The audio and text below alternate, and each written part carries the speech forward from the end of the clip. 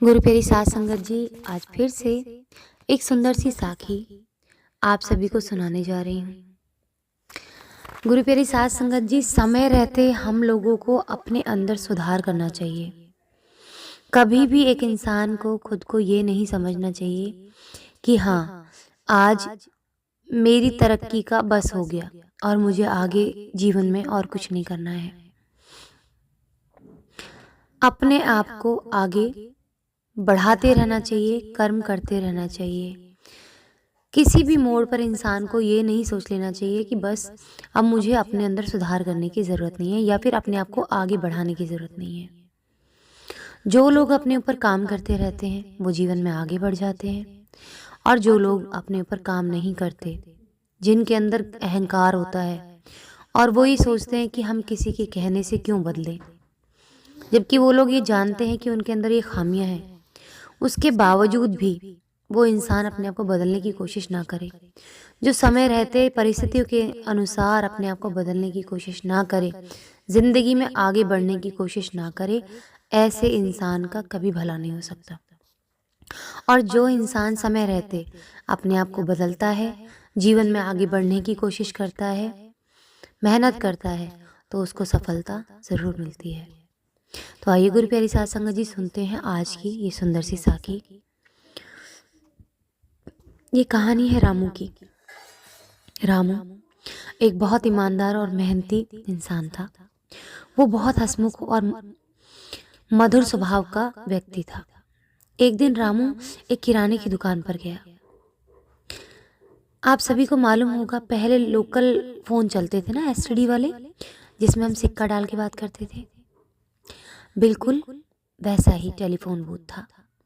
वहाँ सिक्का डालने वाला सार्वजनिक फ़ोन लगा था। रामू ने सिक्का डाला और एक नंबर डायल किया। ट्रिंग ट्रिंग ट्रिंग ट्रिंग, किसी ने फ़ोन उठाया।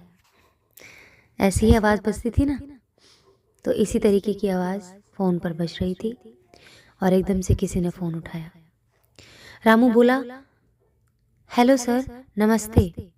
मैंने सुना था कि आपको एक ड्राइवर की ज़रूरत है। मैं भी एक ड्राइवर हूँ। क्या आप मुझे अपने यहाँ ड्राइवर की नौकरी देंगे? इंसान ने कहा, बेटा, मेरे यहाँ पहले से ही एक ड्राइवर है, मुझे दूसरे किसी ड्राइवर की ज़रूरत नहीं है। रामू ने कहा, सर, मैं एक अच्छा ड्राइवर होने के साथ साथ एक ईमानदार इंसान भी हूँ। आपके यहाँ जो ड्राइवर है, मैं उससे भी कम तनख्वाह पर काम करने के लिए तैयार हूँ।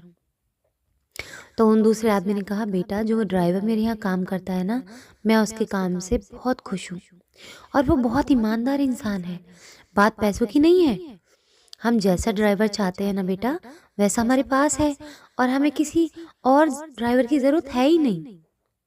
बड़े प्यार से उन बाबा ने उसको रामू को समझाया। रामू ने जोर देकर कहा, सर, मैं आपके यहाँ ड्राइवर का काम करने के साथ साथ और भी काम करूँगा, जैसे बाजार से सब्जी लाना, आपके बच्चों को स्कूल छोड़कर आना, वगैरह वगैरह।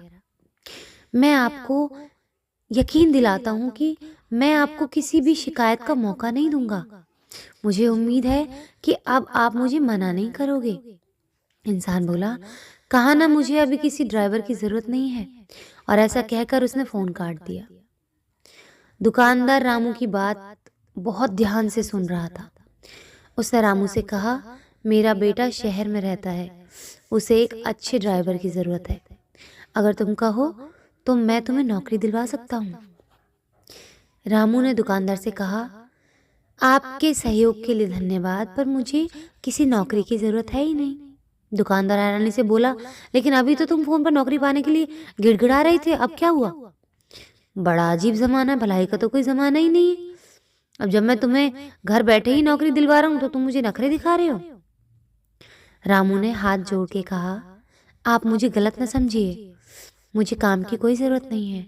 दरअसल सच बात तो ये है कि मैं अपने ही काम की परीक्षा ले रहा था। उस इंसान के यहाँ काम करने वाला ड्राइवर और कोई नहीं, वो मैं ही हूँ। गुरु प्यारी साथ संगत जी, सफल जीवन जीने के लिए बहुत ज़रूरी है कि हम खुद को अच्छी तरह जानें, हम अपनी कमज़ोरियों और कमियों को पहचानें और जितनी जल्दी हो सके उन कमियों पर विजय प्राप्त करें। हमेशा खुश रहें और ज़िंदगी में आगे बढ़ते रहें, मेहनत करते रहें, अपनी कमज़ोरियों और खामियों को पहचान कर उन पर काम करें।